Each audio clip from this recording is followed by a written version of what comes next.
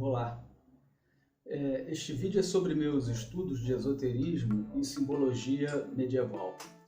Aqui eu pretendo apenas expor de maneira geral alguns pontos de referência para futuras investigações sobre este tema, apenas indicando pistas e possibilidades para os buscadores que desejam desvendar os segredos da ciência do conhecimento interior ou esoterismo. Esse conhecimento é revelado apenas através de certos símbolos. Eu vou seguir aqui um caminho esotérico que vai nortear este vídeo e futuros estudos. Eu refiro-me ao caminho de Santiago. Mas por que o caminho de Santiago? O que ele tem de tão especial, afinal, né? É porque o caminho de Santiago é uma das mais fecundas obras do esoterismo medieval. Ele não foi apenas uma rota que surgiu por acaso e por onde homens simples e santos passaram. Ele é um caminho que criou sua própria cultura, a cultura das peregrinações, abarcando os aspectos mais abrangentes e ao mesmo tempo díspares do espírito humano. A cultura do caminho de Santiago envolve desde superstições dos ignorantes e incultos até o cantar dos trovadores, passando pela mística, pela teologia mariana, a arte, o simbolismo de igrejas e catedrais, o comércio, as ordens militares de cavalaria e tantas outras vertentes humanas. Então, tudo aquilo que diz respeito ao ser humano.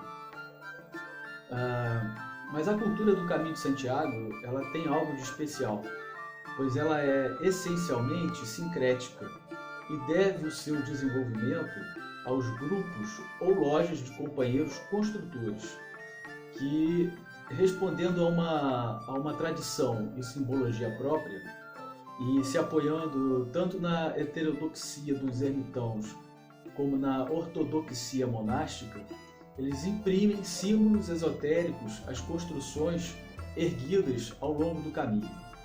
Os símbolos e jogos talhados em pedra se espalham por todo o caminho e podem ser encontrados em pontes, em igrejas, em casas, castelos ou em cemitérios.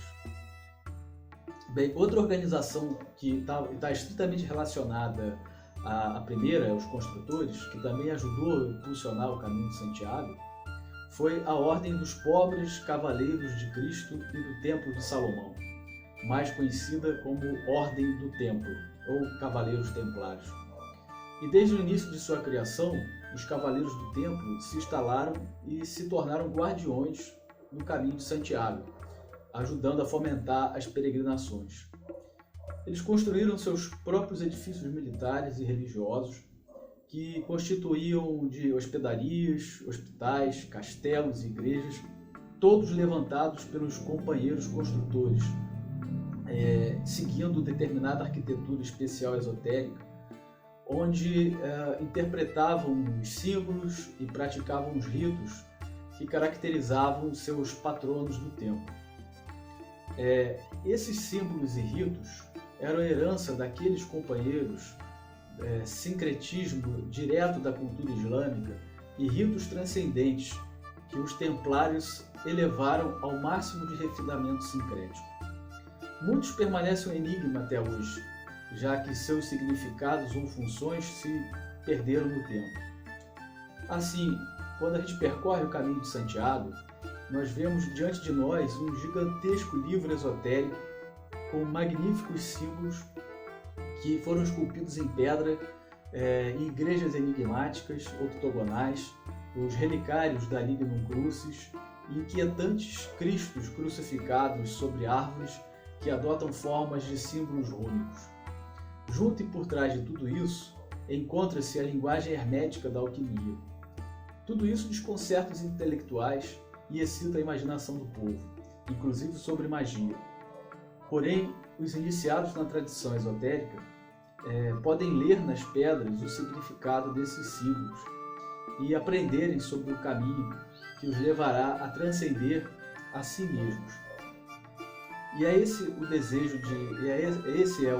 de transcendência, esse desejo, ela é a fonte e raiz de todos os atos do ser humano, sonhada, imaginada, alcançada por poucos, mas muitas vezes intuída até estados superiores de consciência. Este é, sem dúvida, o fio condutor, o denominador comum, ao longo do tempo, de todos aqueles que construíram e que percorreram o caminho de Santiago, desde monges, guerreiros a eruditos, teólogos, até simples peregrinos. Todos buscavam, no fim, a mesma coisa: beber do Santo Graal.